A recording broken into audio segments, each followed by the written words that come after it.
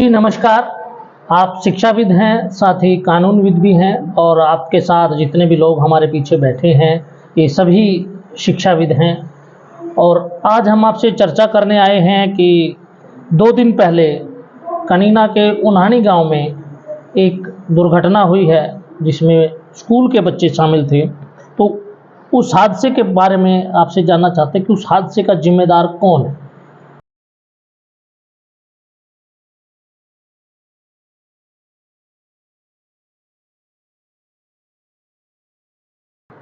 तो इस पूरी घटना के लिए 3 तरह के आदमी जिम्मेवार हैं जो मैं समझता हूँ। सबसे पहले स्कूल प्रशासन, वो पूरी तरह से जिम्मेवार है। दूसरी बात हरियाणा सरकार का प्रशासन, वो जिम्मेवार है।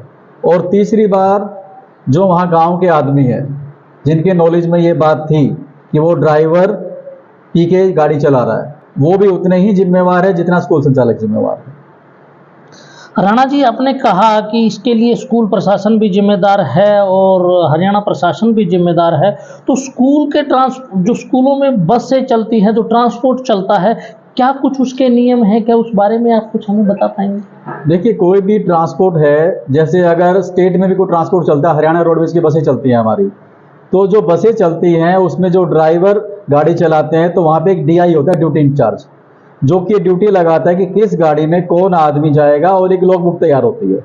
ठीक इसी तरह से जितने भी स्कूल्स हैं जहां पर ट्रांसपोर्ट लगा हुआ है वहां पे स्टैंडर्ड ऑपरेटिंग प्रोसीजर ये कहता है कि वहां पे एक ट्रांसपोर्ट इंचार्ज होगा। सबसे पहले हर वो स्कूल जहां पे गाड़ियां लगी हुई हैं, ट्रांसपोर्ट है, वहां पर एक ट्रांसपोर्ट इंचार्ज होगा। उस ट्रांसपोर्ट इंचार्ज का काम क्या है? सबसे पहले गाड़ी के पूरे डॉक्यूमेंट तैयार करना, फिटनेस है, पॉल्यूशन है, इंश्योरेंस है, ये सारे डॉक्यूमेंट तैयार करने की जिम्मेवारी उसकी है। दूसरा ड्राइवर को ट्रेनिंग दिलवाना, ड्राइवर का लाइसेंस चेक करना, ये सारी जिम्मेवारी उसकी है। ड्राइवर के साथ जो अटेंडेंट होता है, आप ये नोट कीजिए, हरियाणा रोडवेज की बसों में जो कंडक्टर होते हैं उनके लिए कंडक्टर का एक सर्टिफिकेट लेना पड़ता है जो कि रेड क्रॉस से मिलता है, फर्स्ट एड का। ठीक इसी तरह से जो भी अटेंडेंट है उन्हें फर्स्ट एड का सर्टिफिकेट लेना पड़ता है। कहां से लेना पड़ेगा? रेड क्रॉस से। तो ये इंश्योर करने की जिम्मेवारी किसकी है? ट्रांसपोर्ट डिपार्टमेंट की। उसके बाद जब कोई भी गाड़ी स्कूल से बाहर जाएगी बच्चों को छोड़ने के लिए, तो हर गाड़ी की एक लॉग बुक होती है। उस लॉग बुक में ये एंटर किया जाएगा कि ये गाड़ी कितने बजे स्कूल से बाहर निकली, कौन ड्राइवर लेके जा रहा है, अटेंडेंट उसमें कौन है, कौन सी क्लास के बच्चे जा रहे हैं, कौन से रूट पे जा रहे हैं। और जब वो छोड़ के आ जाएगा तो उसी लॉग बुक में साइन करेगा कि इतने बजे मैं वापस आया हूं, इतने किलोमीटर गाड़ी चली है, और अगर कुछ मिस हैपनिंग कुछ भी हुआ है तो उसमें नोट किया जाएगा। तो सिंपल सी बात है, गाड़ी स्कूल छोड़ने से पहले लॉग बुक पे ड्राइवर के साइन होते हैं, अटेंडेंट के साइन होते हैं। तो अगर ये पूरा प्रोसेस फॉलो किया जाए तो कोई भी ड्राइवर दारू पी के, गुटखा चला के, नशे में कभी भी गाड़ी में बैठ ही नहीं सकता, उसको चाबी नहीं मिलेगी। क्योंकि चाबी लेने से पहले ट्रांसपोर्ट डिपार्टमेंट ये इंश्योर करेगा कि भाई ये आदमी प्रॉपर है कि नहीं है, यूनिफॉर्म में है कि नहीं है, प्रॉपर इसकी हेल्थ है कि नहीं है। लेकिन इस मामले में ये हुआ या नहीं हुआ, अब ये चेक करने की जरूरत है। अब जो पुलिस ने रिमांड लिया 5 दिन का, तो हम देखते हैं पुलिस उसमें लॉग बुक चेक करती है कि नहीं करती है।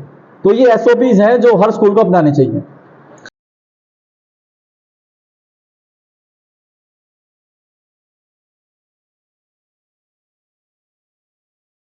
राणा जी, एक सवाल के जवाब में आपने कहा कि गांव वाले भी इसके लिए जिम्मेदार है, इस हादसे के लिए। तो उसमें गांव वाले किस प्रकार से आप जिम्मेदार समझते हैं? देखिए, जो हम वीडियो देख रहे हैं उसमें 2 चीजें पता चल रही है हमें।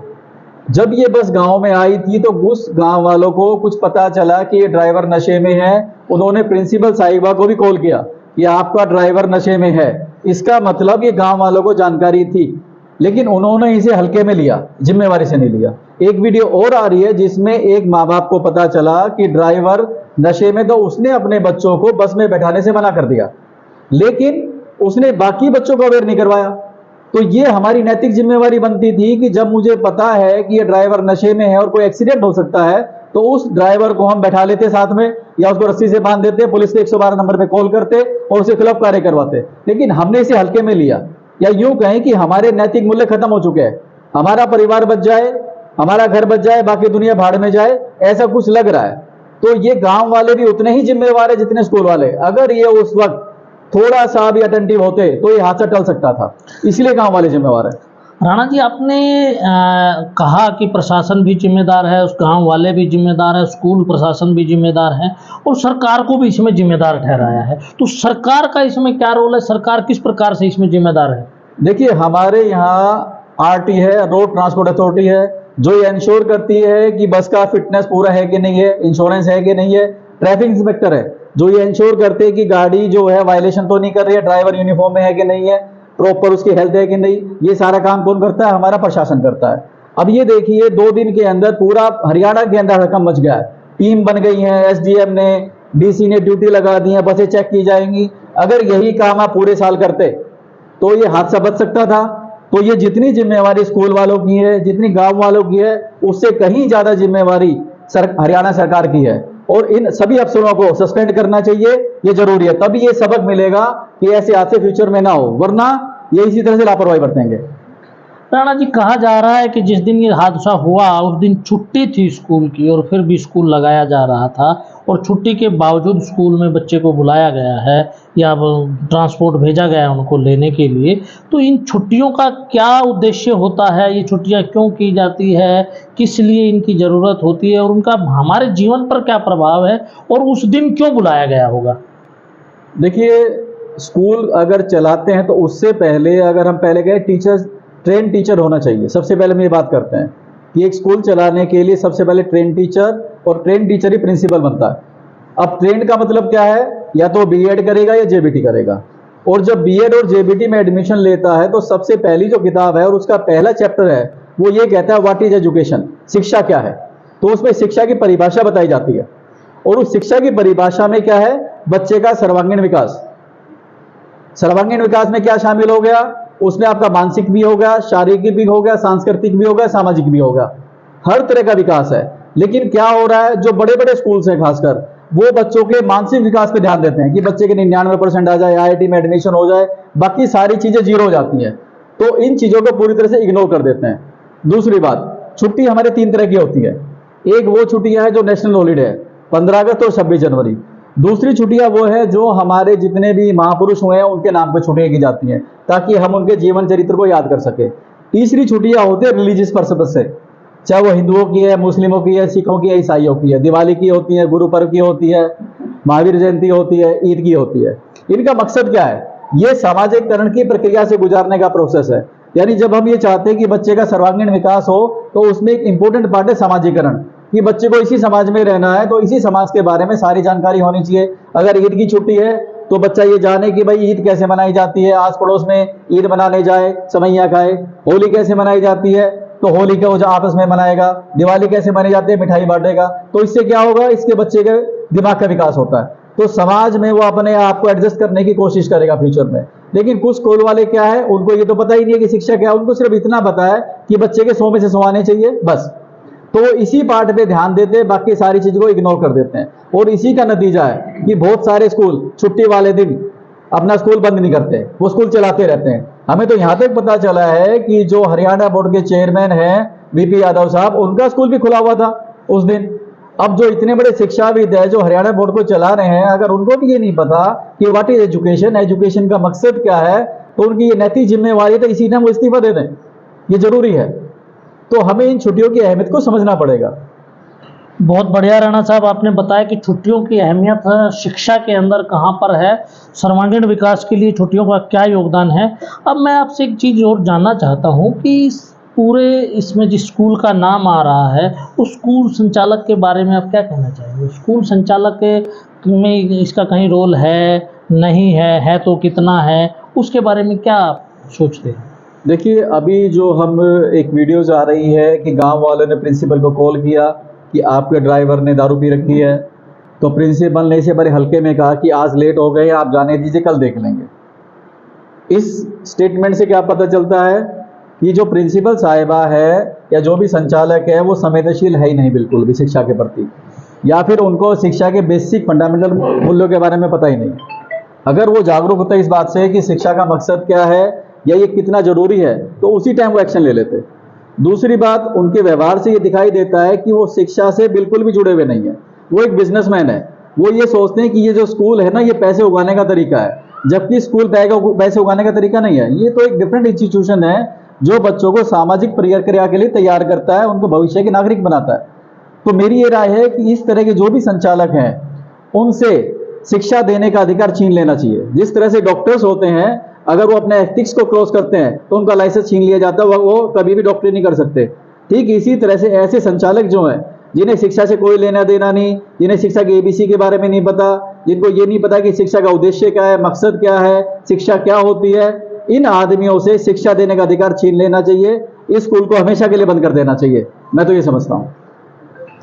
राणा साहब, शिक्षा के विषय में बात हुई, स्कूल ट्रांसपोर्ट के विषय में बात हुई, ट्रांसपोर्ट नियमों के बारे में बात हुई, जिम्मेदारी किन किन की बनती है उसके बारे में बात हुई।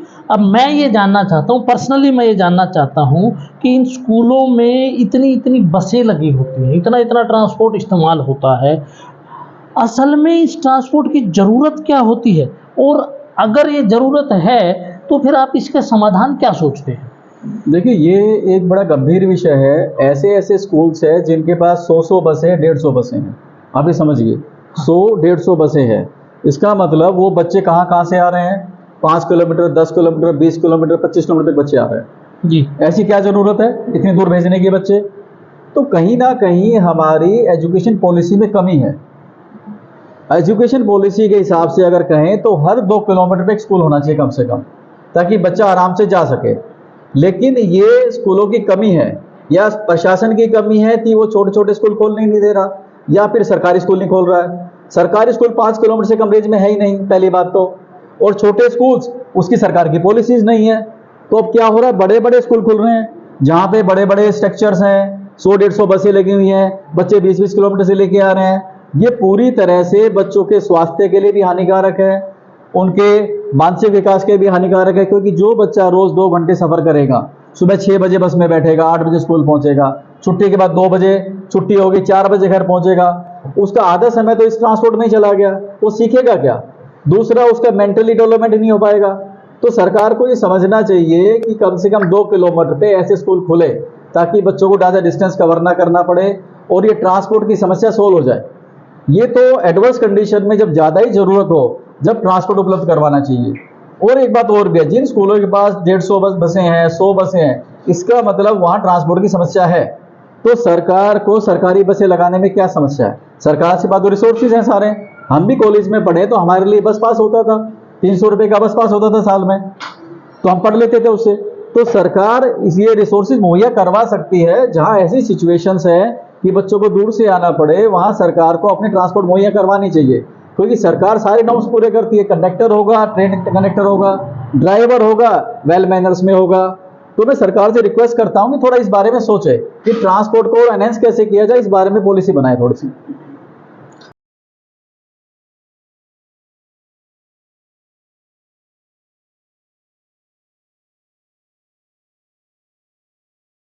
राणा साहब, सभी विषय पर गहराई से बात हुई। एक विषय अछूता है अभी भी हमसे कि इस पूरे हादसे में जितने भी बच्चे हमारे देश का भविष्य हैं वो हताहत हुए हैं, उनकी आत्मा की शांति के लिए या उन परिवार वालों के लिए आप क्या संदेश देना चाहेंगे? देखिए, जो बच्चे अभी पैदा ही हुए थे, मैं तो कहूँगा चूजे थे वो, और अपना जीवन पूरा नहीं कर पाए ह्यूमन एरर की वजह से, यानी मानवीय गलती की वजह से वो अकाल मृत्यु को प्राप्त हुए हैं। ये बड़ा दुखद बात है।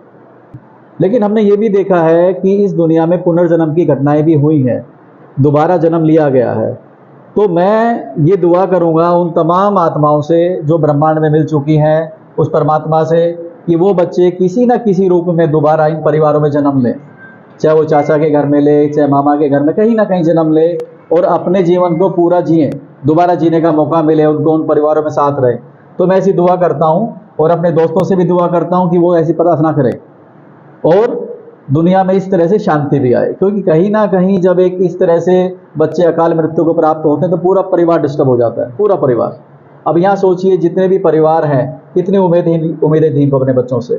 तो हम ये दुआ करते हैं कि वो बच्चे दोबारा आएँ, किसी न किसी रूप में जन्म लें, अपने परिवार में रहें, अपने जीवन को पूरा करें। हम यही दुआ करते हैं। नमस्कार।